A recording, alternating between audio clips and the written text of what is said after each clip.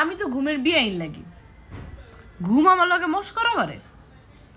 যখন রবি, সোম, মঙ্গল, বুধ, বৃহস্পতি থাকে ওই রাতগুলোতে আমার ঘুমে আমি পুইরা যাই।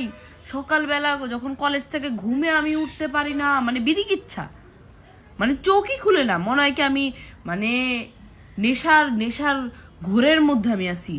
আমি হুইল্লা দইল্লা উঠি, ঘুমের শেষ।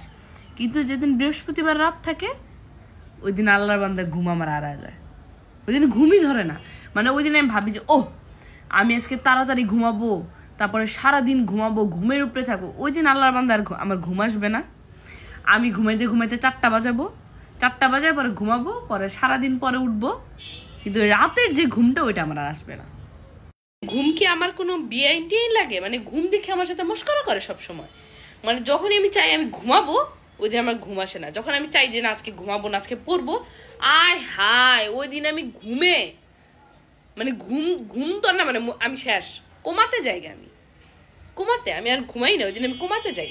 আর যেদিন আমি চাই একটু শান্তি মতো ঘুমাবো, কালকে আমার বন্ধ, আমি সকালে উঠবো লা লা লা লা, এমনি একটা মানে একটা ফিল নিয়ে উঠবো, ওই দিন আমার আর ঘুম ধরবো না।